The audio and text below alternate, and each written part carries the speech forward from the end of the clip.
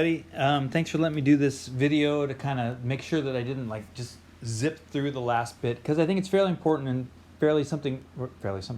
something we need to think about, talk about, consider as we're going through settler colonialism. So if you'll look at this particular map here, and so we've basically outlined what settler colonialism is and sort of why the British dominated this particular thing.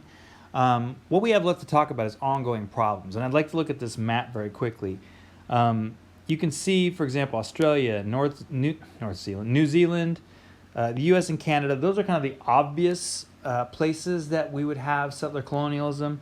We would also say these gray areas here in Africa are still somewhat problematic, some more than others. Obviously, like, for example, South Africa dealing with its apartheid history. In a way, it's been a generation. On another way, can you really just sort of, wipe out apartheid out of sort of the systems in this country? And this can be the same for Kenya and Ethiopia and other places like that.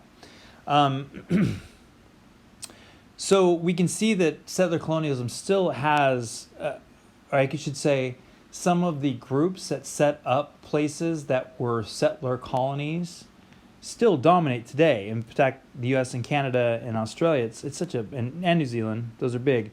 One of the ongoing problems that we see here, of course, is Palestine. Like, what exactly is Israel in Palestine? Is it a settler colony that sprung up in the 1940s that was all the bad things we were talking about with colonial or settler colonialism that just now is like a 1940s version of that?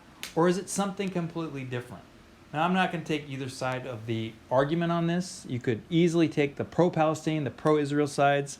The point, though, is that the concept of settler colonialism, what we talked about, and all the sort of elements that go with it, whether we call this settler colonialism or not, there's still those issues that are pertain to that area and how it deals with it, what problems it's facing.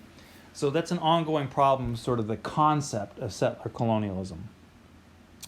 I'd like to talk about a couple other problems. Number one, by definition, settler colonialism was racist. And again, I said it didn't have to be racist, but it was. And because it was, you can't just sort of unring that bell.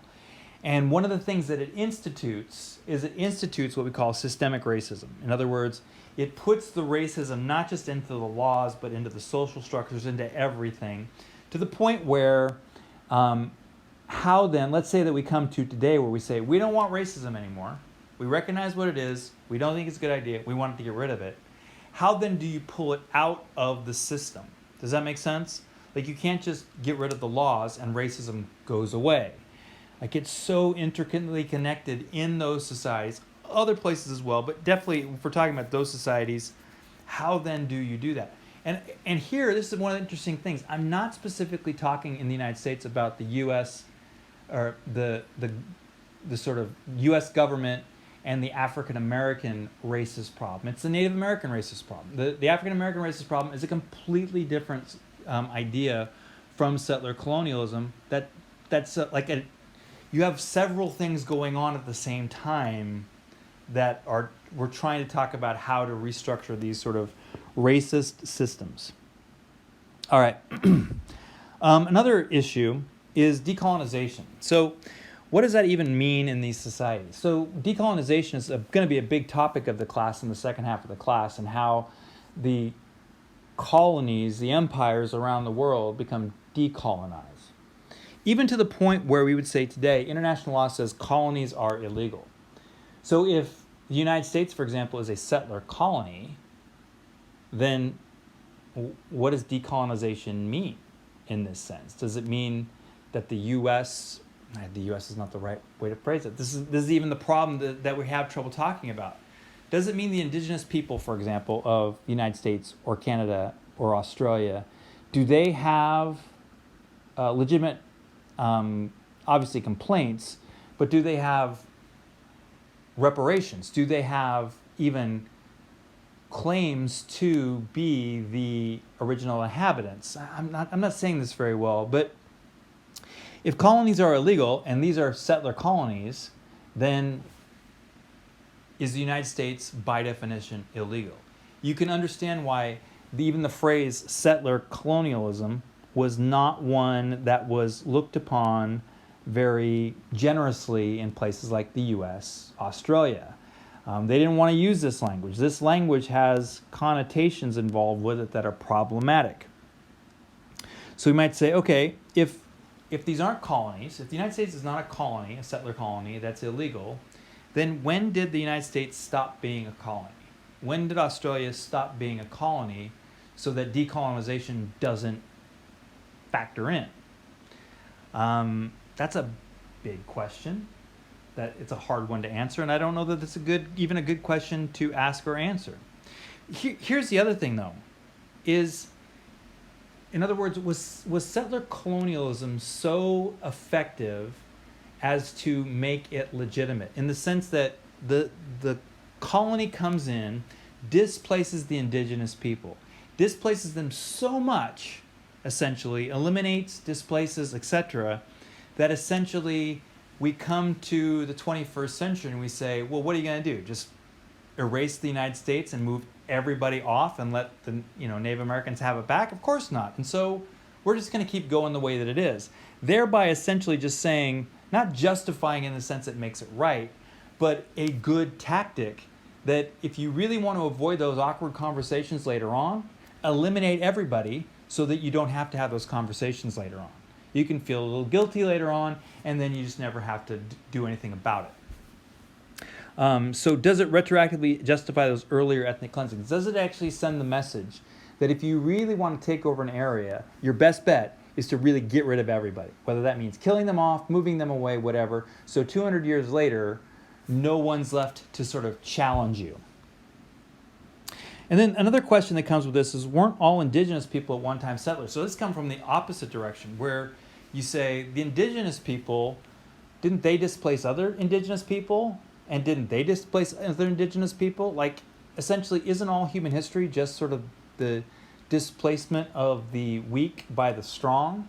And therefore, it's really no harm, no foul, right? I mean, yeah, maybe the Native Americans have a claim on the U.S. government, but aren't there other groups that might have claims from earlier on with Native American groups, et cetera, et cetera? Like, essentially, who was the original settlers?